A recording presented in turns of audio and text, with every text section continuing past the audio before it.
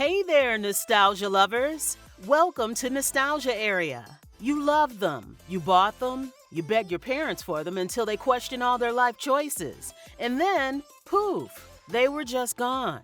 These were the hit products that basically defined a generation, the brands we couldn't get enough of. And then one day, they vanished from the shelves, almost overnight. But what if I told you their disappearance wasn't some tragic accident? What if the companies behind them were the ones holding the pillow over their face? Today, we're counting down the 10 hit products that were deliberately killed by their own creators. We'll expose the secret corporate reasons and shocking market failures that forced them to pull the plug on some of the most beloved brands you can think of. From boardroom decisions that totally backfired, to products that were just too dangerous to even exist. This is the story of why your favorite things disappeared. Before TikTok, there was Vine. Launched in 2013, the app and its 6-second looping videos became a cultural phenomenon, birthing a whole new generation of internet stars. Hey, so I like you. Oh, I like flowers. Oh, I got flowers. It was acquired by Twitter before it even officially launched, and it seemed unstoppable. So why did Twitter kill one of the biggest apps in the world in 2016? In short, it couldn't make any money. While creators were getting millions of views, Vine had no real way for them to monetize their content. Stars started leaving for other platforms like YouTube and Instagram, where you could actually get paid in something other than exposure. Faced with fleeing talent and its own financial struggles, Twitter decided to cut its losses and discontinue the app. For years, Google Reader was the undisputed king of RSS feeds. Launched in 2005, it was a simple, powerful tool beloved by millions for organizing and reading news from across the web. Then, in 2013, Google announced it was shutting Reader down. The official reason was a declining user base, which is corporate speak for, we'd rather invent another failed social network.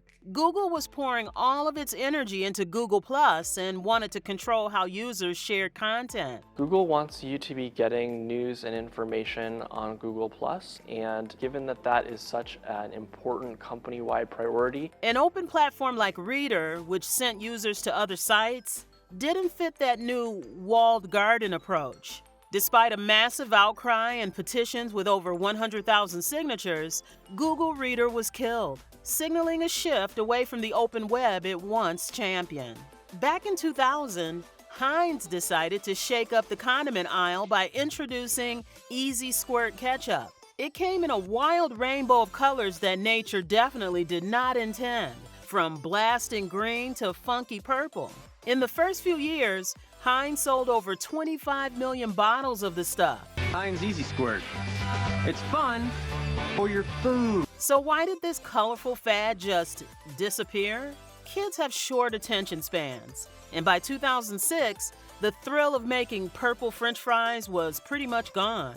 Another problem was parents were getting worried about all those artificial colors, and a lot of adults just found the idea of putting multicolored goo on their food kind of gross. As sales dropped, Heinz quietly pulled the plug on the Easy Squirt line in 2006. Launched by Coca-Cola in 1994, Fruitopia wasn't just juice. It was an experience. It had kaleidoscope commercials, trippy music, and flavors with names like Strawberry Passion Awareness, because your beverage should also be having an existential awakening. For a hot minute, it actually worked. As long as you end up on something good.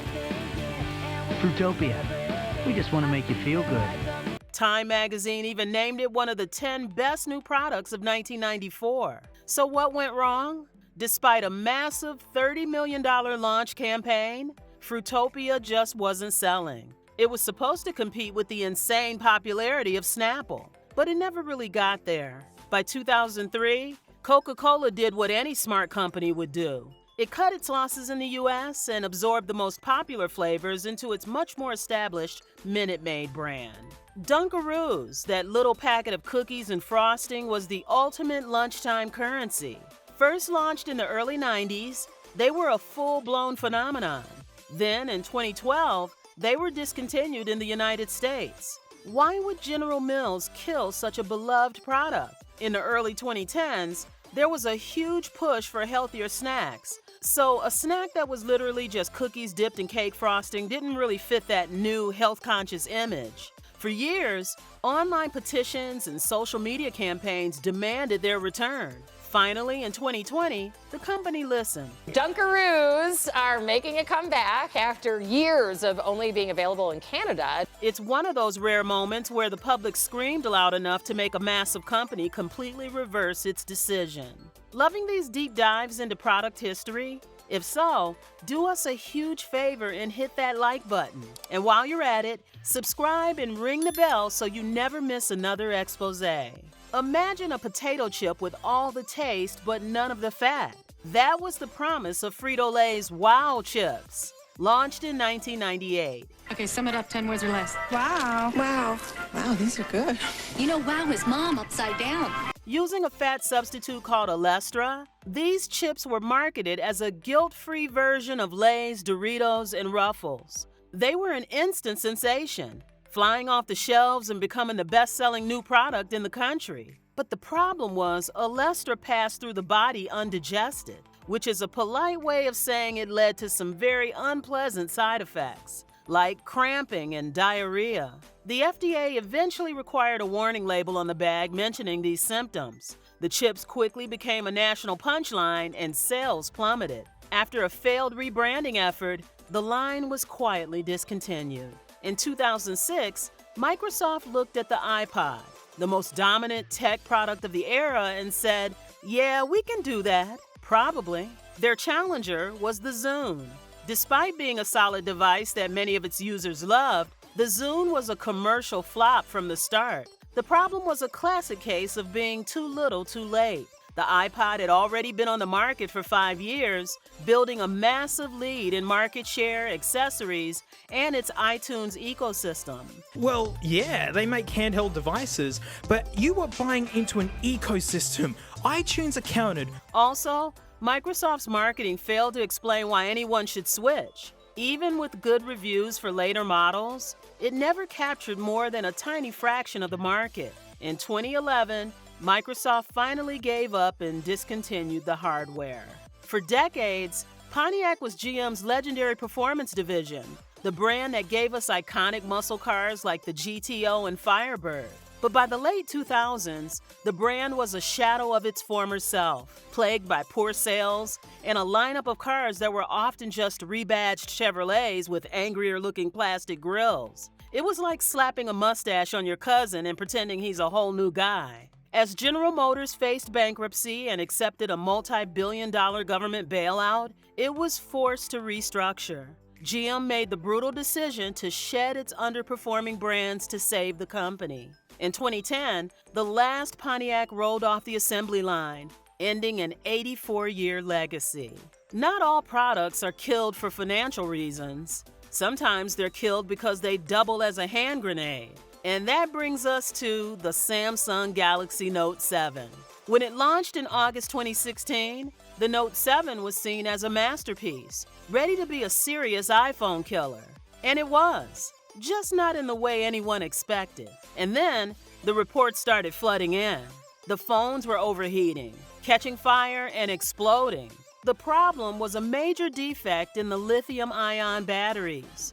Behind the battery malfunctions, why did it happen to some people? This phone could have been the best phone of 2016. The company promised new, safe replacement devices, but the replacement phones had the same issues. On October 11, 2016, Samsung made the unprecedented move to permanently kill the Galaxy Note 7 and recall every single device worldwide. In the mid-1950s, Ford poured a fortune into creating a whole new brand of car. The Edsel was going to be the car of the future. In 1957, Ford introduced what was supposed to be the car of the future, the Ford Edsel. When it was unveiled in 1957, it was an absolute disaster. The failure was a perfect storm of bad timing, bad design, and bad quality. Ford spent $250 million building a flashy new car right when people wanted the automotive version of a sensible salad. The design was mocked, with its vertical front grille being compared to a toilet seat, which is fitting because sales went straight down the drain. After just 3 years and devastating financial losses, Ford killed the Edsel in 1959. So, why do companies really kill hit products? As we've seen, it's rarely for just one reason. Sometimes, it's a cold, calculated business choice, where a brand no longer fits the corporate strategy. Sometimes, a promising idea is undermined by a fatal flaw. Other times, a product is simply outmaneuvered by the competition or is a spectacular failure of design and research. These stories are reminders that for every brand that makes it, there's a whole graveyard of failures, monuments to bad decisions, changing tastes, and that one meeting everyone probably should have just skipped. But now it's your turn. What's a discontinued product that you wish would make a comeback? Dunkaroos are already back, so choose wisely. Drop your pick in the comments. And hey, if you enjoyed this trip through the corporate graveyard, hit like, subscribe, and ring the bell so you don't miss the next episode. Until the next time, stay nostalgic.